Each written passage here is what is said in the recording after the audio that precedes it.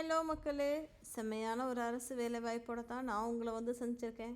வழங்குறது யார் அப்படின்னா, ministry of defence நம்மளுடைய இந்தியா கவர்மெண்ட் ஆஃப் இந்தியா வந்து அறிவிச்சிருக்காங்க.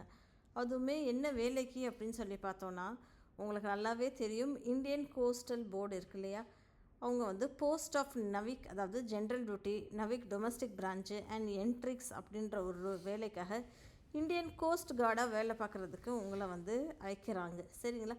இந்த மாதிரி நீங்கள் தொடர்ந்து தெரிஞ்சுக்கணும்னு ஆசைப்பட்டீங்கன்னா மறக்காமல் சேனலை சப்ஸ்கிரைப் பண்ணிக்கோங்க. டெய்லி 2 வீடியோஸ் நான் உங்களுக்காக போஸ்ட் பண்ணிக்கிட்டே இருக்கேன்.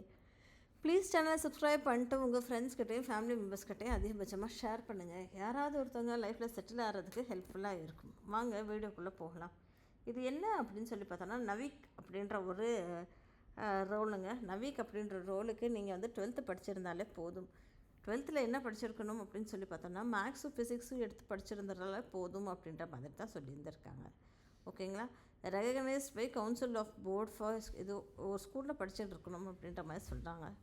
அடுத்தது ஒன்று அப்படின்னா, நவிக் டொமஸ்டிக் பிரான்ச் அப்படின்றதில் 10th படிச்சிருந்தாலே போதும். சரிங்களா?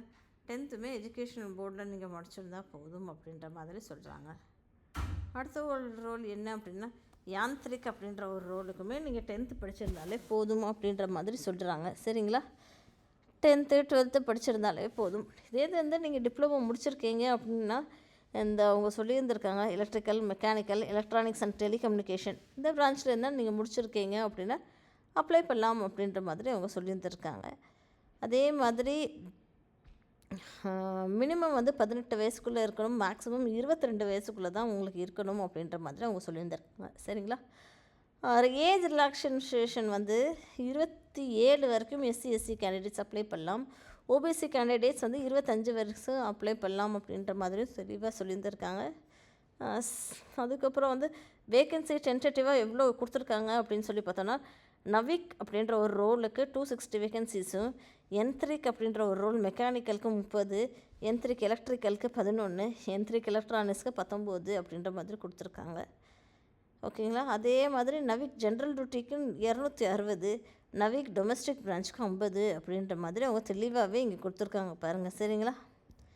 அதுக்கப்புறம் வேறு என்ன அப்படின்னு சொல்லி பார்த்தோன்னா, செலெக்ஷன் ப்ராசஸ் அப்படின்னு சொல்லி பார்த்தோன்னா, செலெக்ஷன் வந்து ஸ்டேஜ் 1, ஸ்டேஜ் 2, ஸ்டேஜ் 3, ஸ்டேஜ் 4 அப்படின்ற மாதிரி நடக்கும் அப்படின்ற மாதிரி சொல்லியிருந்திருக்காங்க. ஓகேங்களா? உங்களுடைய ஆர்டர் ஆஃப் மெரிட்டையும் வேக்கன்சிஸை பொறுத்து தான் இருக்கும் அப்படின்ற மாதிரி சொல்லியிருக்காங்க. மெரிட் பேசிஸில் தாங்க வேலை. சரிங்களா? மெரிட் பேசிஸில் தான் வேலை. நம்மளோட போஸ்ட் ஆஃபீஸில் இருக்கு இல்லையா வேலைக்கு, அதே மாதிரி ஒரு வேலை தான் இதுவுமே. ஓகே. அதுக்கப்புறம் டெஸ்ட்டு அப்படின்னா, டெஸ்ட்டில் என்ன வைப்பாங்க அப்படின்னா, stage 1 computer based online examination அப்படின்ற மாதிரி சொல்லியிருக்காங்க. அது போக டாக்குமெண்ட் வெரிஃபிகேஷன் அப்படின்ற மாதிரி சொல்லியிருக்காங்க. பயோமெட்ரிக் ரெக்கார்டிங்கும் இருக்கும் அப்படின்ற மாதிரி சொல்லியிருக்காங்க. மார்க் நார்மலைசேஷனும் இருக்கும் அப்படின்ற மாதிரியும் சொல்லியிருக்காங்க. ஃபிசிக்கல் ஃபிட்னஸ் மெயின்டைன் பண்ணும் இல்லையா, ஸோ அது என்ன அப்படின்றது டீட்டெயில்ஸாக இங்கே வந்து கொடுத்துருக்காங்க. மெடிக்கல் எக்ஸாமினேஷன்ஸும் கொடுத்துருக்காங்க. சரிங்களா? இது வந்து ஒரு 19 பக்கத்துக்கு அவங்க வந்து கொடுத்துருக்காங்க. ஓகே. அப்படியே நம்ம ஸ்க்ரோல் பண்ணி பார்த்தோம் அப்படின்னா என்ன வேணும் அப்படின்றது கொடுத்துருக்காங்க. எந்த ரோலுக்கு என்னென்ன சர்டிஃபிகேஷன் கொண்டு வரணும் அப்படின்றதுக்கு. ஓகேங்களா? லிங்க்கை நான் டிஸ்கிரிப்ஷன் பாக்ஸில் கொடுத்துட்றேன், அப்ளை பண்ணி பாருங்கள். ஓகே. இல்லைப்பா அப்படின்னு நினச்சிங்கன்னா உங்கள் ஃப்ரெண்ட்ஸ்கிட்டையும் ஃபேமிலிக்கிட்டையும் ஷேர் பண்ணுங்கள். எக்ஸாமினேஷன் ஃபீஸ் வந்து 300 ரூபா இருக்கும் அப்படின்றது இங்கே தெளிவாகவே கொடுத்துருக்காங்க. அப்ளை பண்ணுறதுக்கு 300 ரூபா இருக்கும் அப்படின்ற மாதிரி சொல்லியிருக்காங்க. சரிங்களா? அது போக எப்போ முடியும், எப்போ ஆரம்பிக்கும் அப்படின்ற மாதிரி அவங்க சொல்லியிருந்திருக்காங்க. இந்த டீட்டெயில்ஸ் எல்லாமே நான் உங்களுக்கு பின் பண்ணிடுறேன், சேட் பண்ணி டிஸ்கிரிப்ஷன் பாக்ஸில் நான் உங்களுக்கு கொடுத்துட்றேன்.